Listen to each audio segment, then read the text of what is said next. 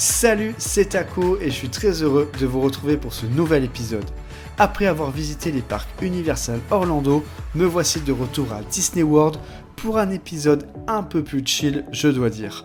Je vous emmène nous rafraîchir au parc aquatique Blizzard Beach, puis nous partirons à la découverte du resort, visiter d'autres hôtels et faire du shopping à Disney Springs. Et nous quitterons temporairement le resort pour la fin de l'épisode, mais je ne vous en dis pas plus pour le moment. Allez, c'est parti!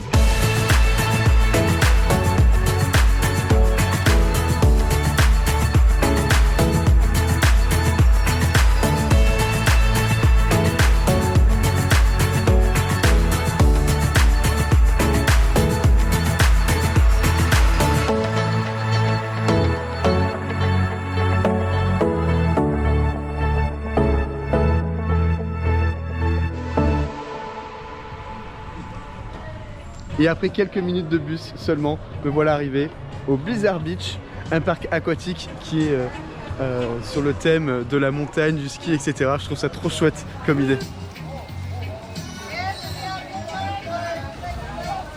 C'est super grand en fait, il y a plein de trucs, c'est trop cool. Bon quand même, je me suis loué un locker pour la journée, je crois que c'était $10. Parce que j'ai quand même le sac à dos et le téléphone et tout, je me voyais pas le laisser sur un transat. Et voilà, je préfère assurer et me prendre un locker. Enfin, on peut venir autant de fois qu'on veut, etc. Donc, on peut venir rechercher le téléphone, les affaires. Donc, je vais juste poser sur le transat, t-shirt, serviette, voilà. Et laisser le sac à dos ici, le temps de ma visite.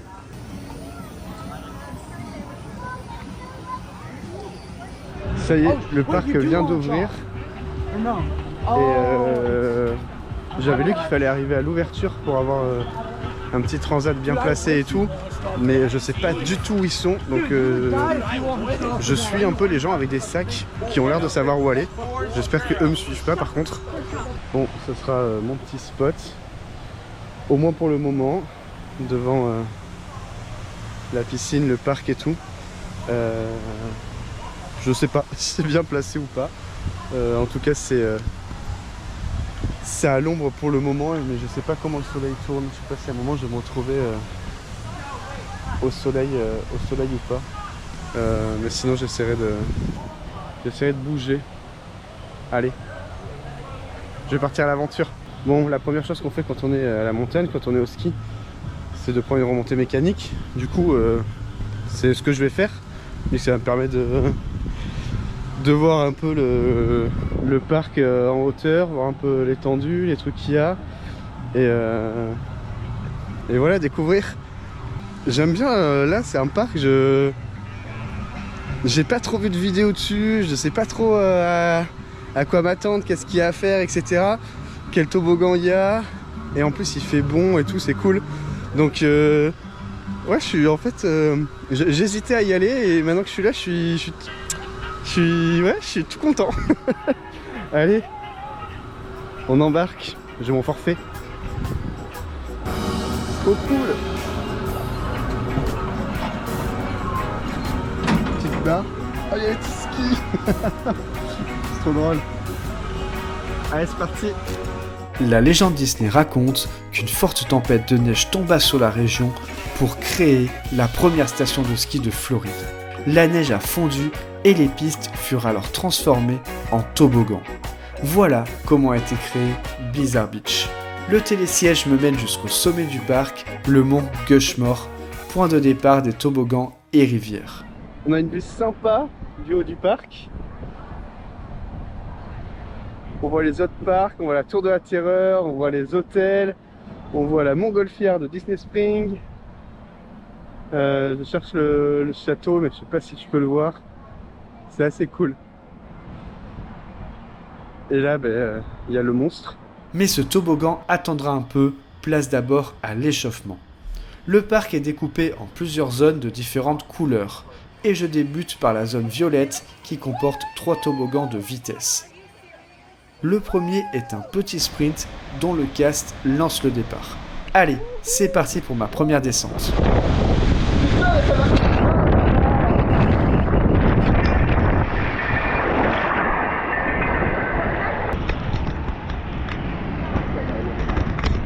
Et du coup on est chronométré et j'ai fait 6 secondes 61 a priori.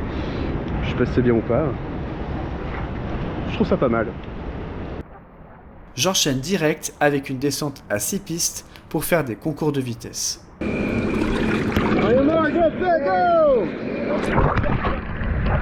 Hop là!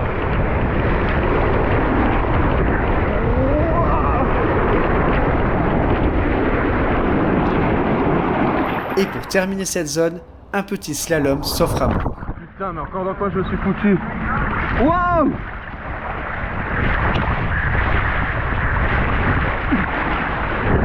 Wow! Ah!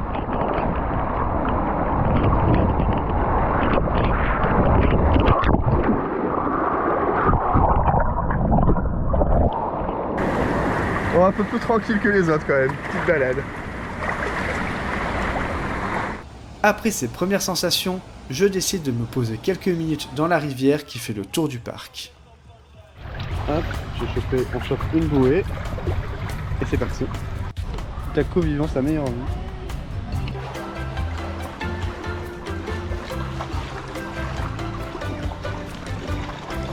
Oh là là, il y a la musique de la Reine des Neiges. Même ici. Ah, je pensais y échapper aujourd'hui. J'en peux plus.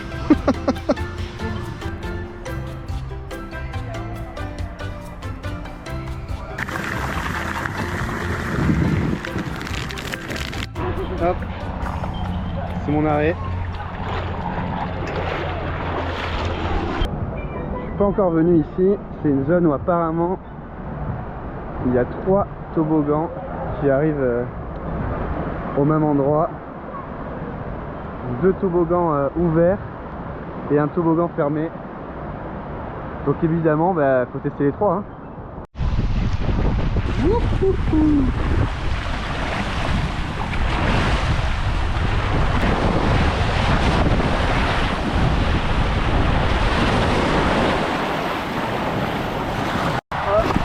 Quelques sites et dans le noir.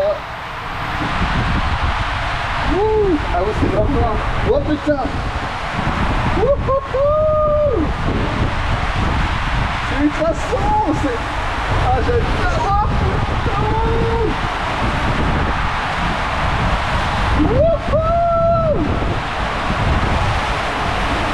C'est super bon.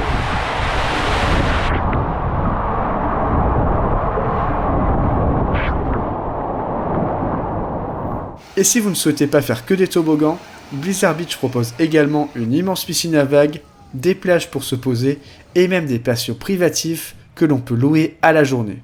Mais moi honnêtement, je préfère retourner faire des descentes et m'attaquer à la zone verte qui n'est pas pour autant la plus cool du parc. Ouf, comme la montagne ici ça grimpe. Il y a beaucoup de marches en fait pour retourner en haut et réaccéder au toboggan. Je m'élance dans le Teamboat Springs, une descente en rafting de 400 mètres dans une bouée de 6 personnes. C'est l'un des plus longs toboggans de ce type au monde.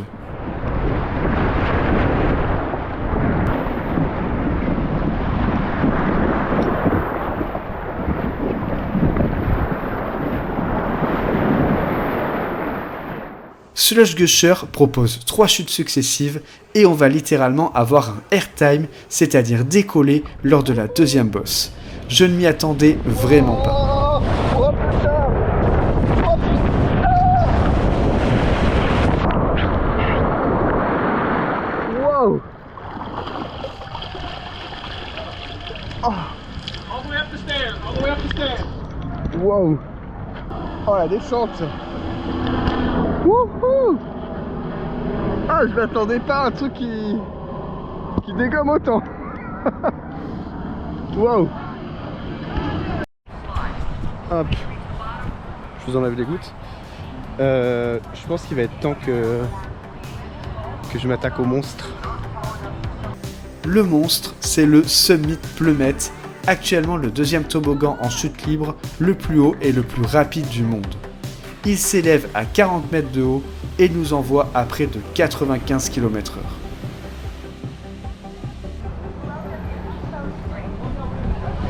C'est le toboggan le plus ouf que j'ai jamais fait, je pense. Enfin, je pense pas, j'en suis sûr.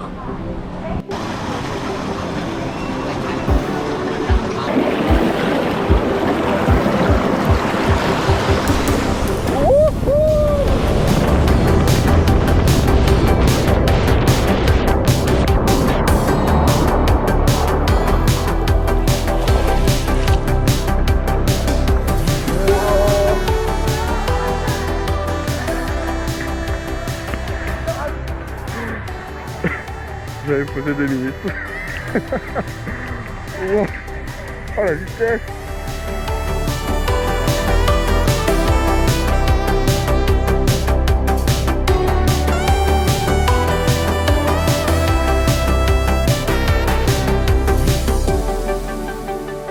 Il est temps pour moi de quitter Blizzard Beach, le parc aquatique des parcs Disney ici à Orlando. Je voulais rester 2-3 heures ce matin pour juste découvrir. En fait, j'y suis resté plus de 4 heures parce que je me suis éclaté. C'était vraiment cool. Ils ont des super toboggans déjà, avec beaucoup de vitesse, beaucoup de sensations. Les décors sont géniaux. Ce thème de la montagne, du ski, je trouve ça génial pour un parc aquatique.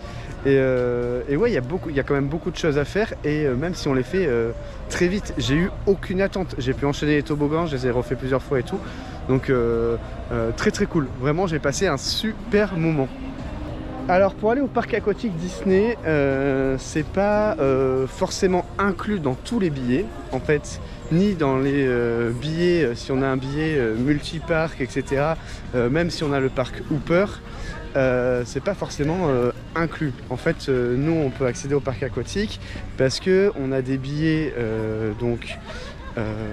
pour plusieurs jours, multi-parc avec l'option parc Hooper, et en plus on a l'option pour accéder au parc aquatique et avoir en plus, je crois, droit à une activité par jour de type mini-golf, etc.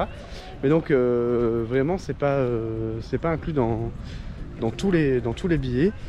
Après, si on a des billets classiques, on peut payer un supplément pour accéder juste sur une journée au parc aquatique.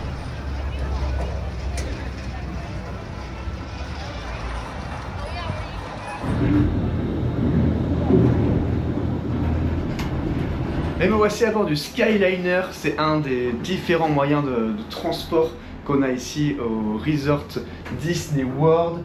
On a déjà parlé, il y a le bus, il y a le Skyliner, il y a le monorail, il y a le bateau aussi. Le Skyliner, moi j'aime beaucoup. Ça nous donne une belle vue, je trouve, sur le resort, sur les parcs, sur les hôtels et tout. Enfin, c'est vraiment sympa. Du coup là je vais en profiter pour me balader dans les autres resorts un peu et regarder un peu les autres hôtels. Donc je vais prendre des transferts pour aller dans les autres hôtels. Please remain seated until the doors automatically open. When exiting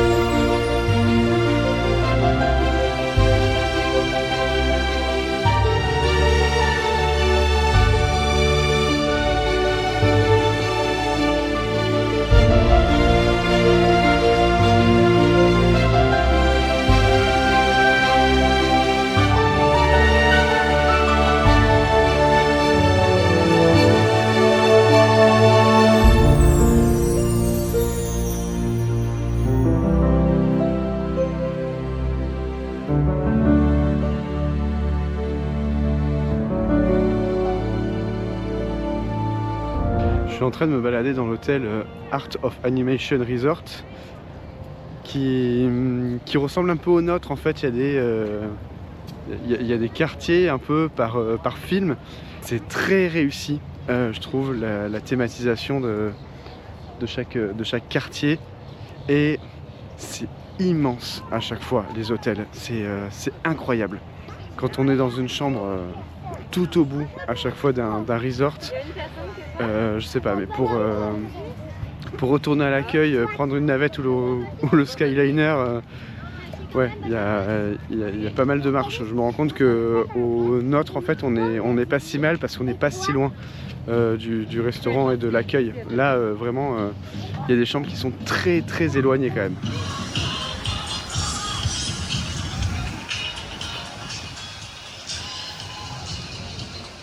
Je ne me suis pas éternisé dans le Pop Century Resort qui ne m'a pas spécialement convaincu par son style.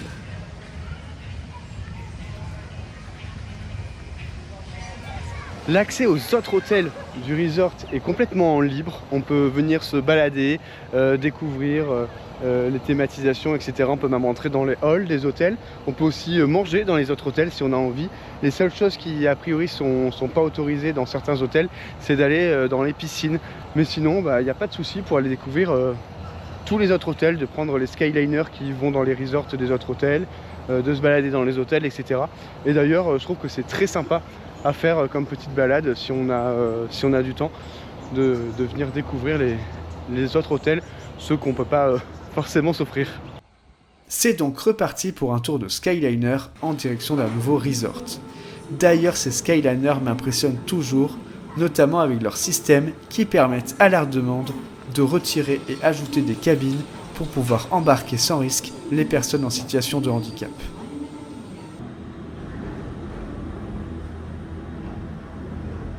Profitons de ce trajet pour parler d'un autre hôtel que j'ai pu visiter durant mon séjour, le Polynesian, au niveau de Magic Kingdom et accessible en monorail. Il est de type de luxe et propose aussi des bungalows de type villa.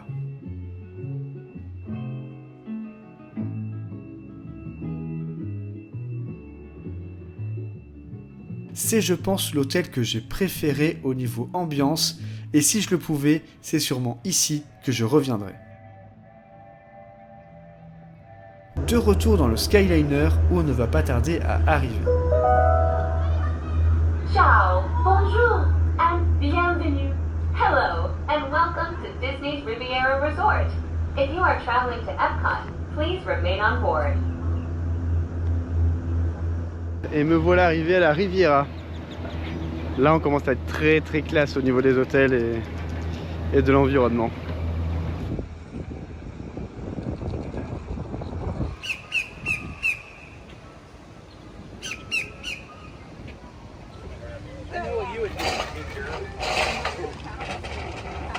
Oh, mais ils ont un toboggan, eux. Je suis trop jaloux. Je veux un toboggan aussi dans la piscine.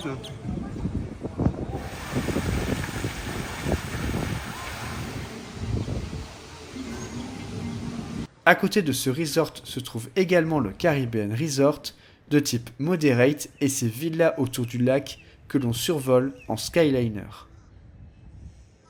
C'est vraiment dépaysant ici. C'est beau là avec ce lac et tout. Tout ce qu'ils ont fait, c'est waouh. C'est très très beau. Très très cher, mais très très beau. Ouais. C'est voilà, mon plan, c'est d'essayer de reprendre une navette depuis cet hôtel. Faut juste que j'arrive à... Ça souffle aujourd'hui. Faut juste que j'arrive à trouver le hall de ce grand hôtel et les navettes pour repartir un peu plus loin. Après avoir trouvé le hall de cet hôtel, que honnêtement j'ai trouvé bien trop chic pour un séjour à Disney, je trouve les navettes et prends la direction d'un tout autre endroit de Disney World.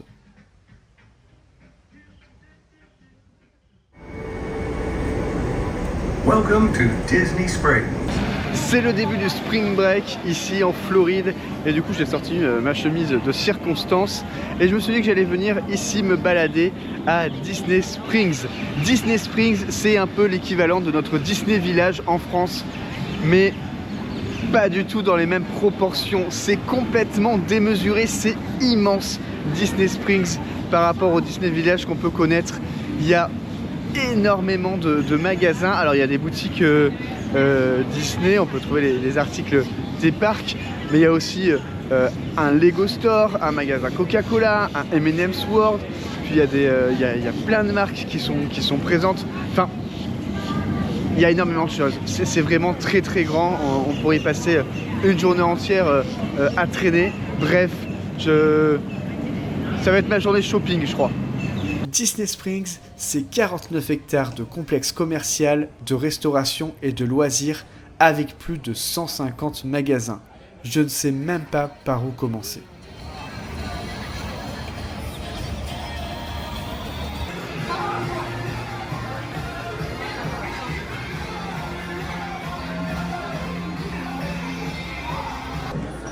C'est fou comment peut y avoir autant de produits dérivés Coca. C'est incroyable. C'est immense. Et du coup, il y a même un rooftop Coca-Cola.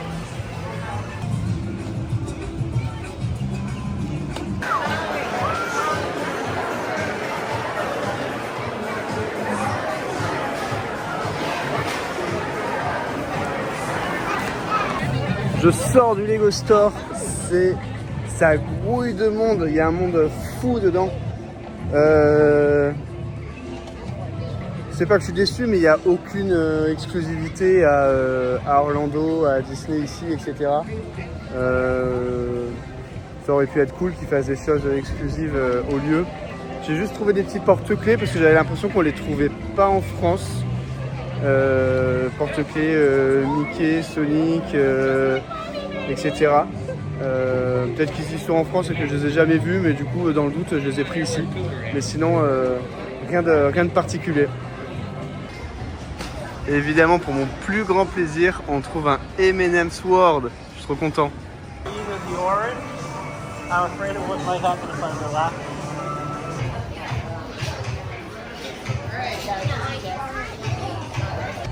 Non mais c'est horrible. À chaque fois je me dis allez, c'est la dernière boutique où j'achète un truc. Et en fait je retombe sur une boutique où je me dis putain trop cool et tout. Là il y a une boutique dédiée à Toy Story. Je vais encore craquer sur des trucs. Là il y a une boutique dédiée aux pins. Je vais encore en trouver. Je peux pas arrêter. J'ai déjà trop de poches. Ça n'arrête pas. En effet, côté univers Disney, il y a beaucoup de choix à Disney Springs, avec tout d'abord World of Disney qui possède la plus large collection de merchandising Disney au monde. Il y a également un magasin consacré à l'univers de Toy Story, un sur Star Wars, un autre dédié aux pins et aux Magic Bands, ainsi que tout un magasin de décoration de Noël. Et j'en passe évidemment. Je vous présenterai dans une autre vidéo tous mes achats réalisés à Disney World. Vous verrez, j'ai beaucoup craqué, surtout au niveau des pins. Après tous ces achats, il est temps pour moi de rentrer à l'hôtel. En effet, je vous avais promis une sortie en dehors du resort pour la soirée et il ne faut pas que je tarde trop à rentrer me préparer.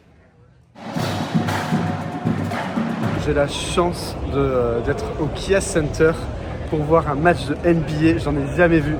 Je suis trop content. C'est trop cool. J'ai jamais vu un match de NBA en vrai. Et là, on va voir les Magic de Orlando affronter les Pacers d'Indiana. L'ambiance est déjà folle. Le lieu est trop cool. Donc ouais, trop content.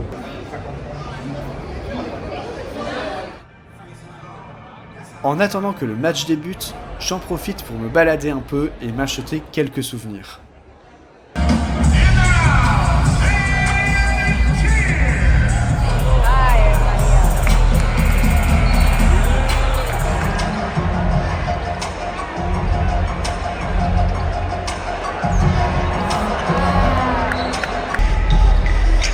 Et si un match de basket ne dure que 4 fois 12 minutes, nous avons droit à plus de 2 heures de match avec tous les temps de pause. Et à chaque pause, c'est un véritable show qu'on nous offre, avec à chaque fois une animation différente. On passe vraiment un bon moment.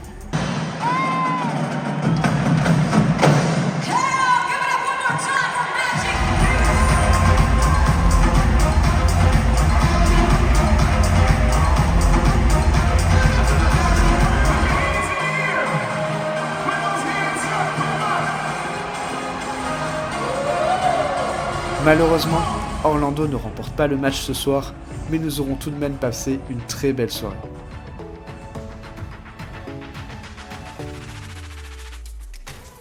Dans le prochain épisode, je suis arrêté par le Premier Ordre, j'embarque sur Slinky Dog, la Reine des Neiges est encore là, je passe en vitesse lumière, Indiana Jones se fait écraser et je vois le plus beau spectacle du resort. Bref, je m'amuse toujours autant à Orlando, alors pour être sûr de ne pas rater les prochains épisodes, abonnez-vous à ma chaîne et je vous donne rendez-vous très vite pour la suite. Allez, ciao!